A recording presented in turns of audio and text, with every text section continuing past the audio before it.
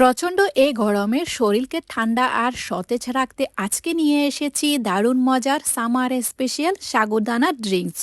খুব সহজেই তৈরি করা যায়, দেখতে সুন্দর আর খেতেও হয় অসাধারণ। আসসালামু আলাইকুম everyone, welcome to Mehnu's mom's kitchen. প্রচণ্ড এই গরমে আজকে একদম ঘরোয়াভাবে কিভাবে ঠান্ডা ঠান্ডা রিফ্রেশিং ড্রিঙ্কস তৈরি করা যায় একদম সহজভাবে আপনাদেরকে তৈরি করে দেখিয়ে দিব।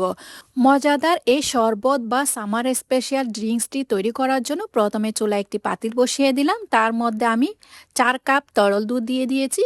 আমি এখানে মেজারমেন্ট কাপে 4 কাপ তরল দুধ দিয়ে দিলাম। চুলা এখনও জ্বালাইনি। 4 কাপ মেপে নিয়েছি। মেপে নেওয়ার পর এখানে মিষ্টির জন্য আমি দিয়ে দিলাম 1/4 কাপ চিনি। চিনিটা আপনারা চাইলে কম বা বেশি ইউজ করতে পারেন।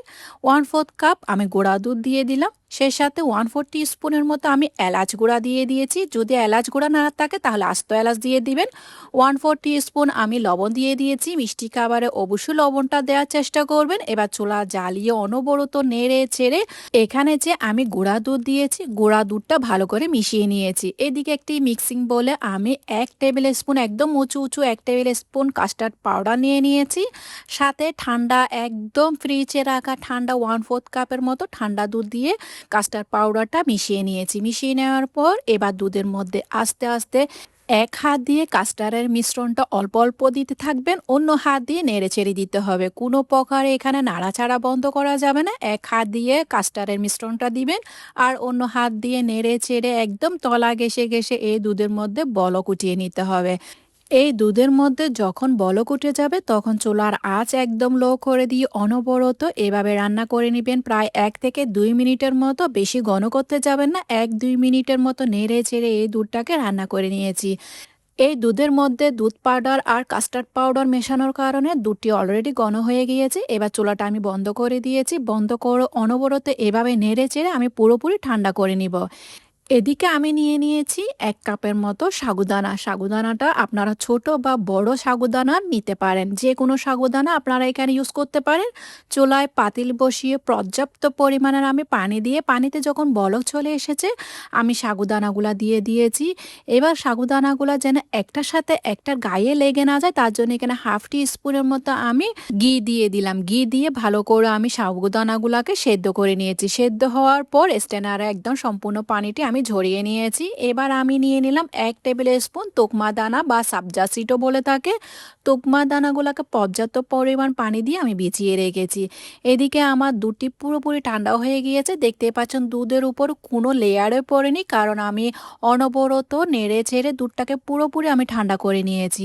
এদিকে সাগুদানা সেদ্ধ হওয়ার পর সাগুদানাগুলোকে আমি ঠান্ডা পানি দিয়ে ধুয়ে নিয়েছি। ধুয়ে নেওয়ার পর পানিটি সম্পূর্ণ ঝরিয়ে তারপর আমি এই দুধের মিশ্রণে মিশিয়ে নিব। সাবুদানাগুলা মেশাতে মেশাতে আপনাদের কাছে আমার একটাই রিকোয়েস্ট, আমার রেসিপি যদি আপনাদের কাছে ভালো লেগে থাকে তাহলে ফ্রেন্ডস অ্যান্ড ফ্যামিলির সাথে অবশ্যই শেয়ার করবেন, লাইক কমেন্ট সাবস্ক্রাইব করতে একদমই ভুলবেন না। আর আমার ফেসবুক পেজটাকে ফলো করে দিয়ে যাবেন।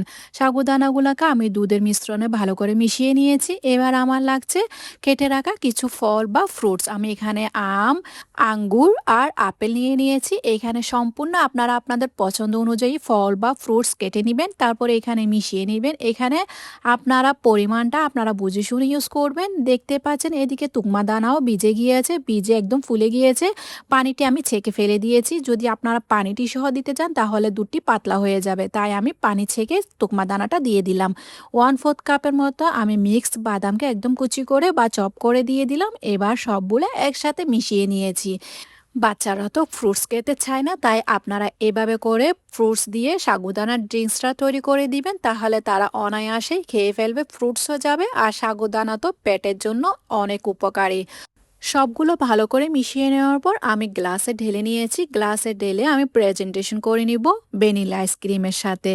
ভ্যানিলা আইসক্রিমের সাথে পরিবেশন করে নিয়েছি। তারপরে এখানে আমি উপর দিয়ে কিছুটা পেস্তা বাদাম কুচি দিয়ে দিলাম সুন্দরের জন্য। যদি আপনাদের ঘরে বেশি মেহমান আসে তাহলে আপনারা ওয়েলকাম ড্রিঙ্কস হিসাবে এই ড্রিঙ্কসটাও রাখতে পারেন। ছোট ছোট গ্লাসে প্রেজেন্টেশন করে পরিবেশন করে দিতে পারেন। সাবুদানার এই ড্রিঙ্কসটা দেখতে অনেক লোভনীয় লাগছে না? অবশ্যই ট্রাই করবেন আর আমাকে কমেন্টে জানাবেন কেমন হয়েছে।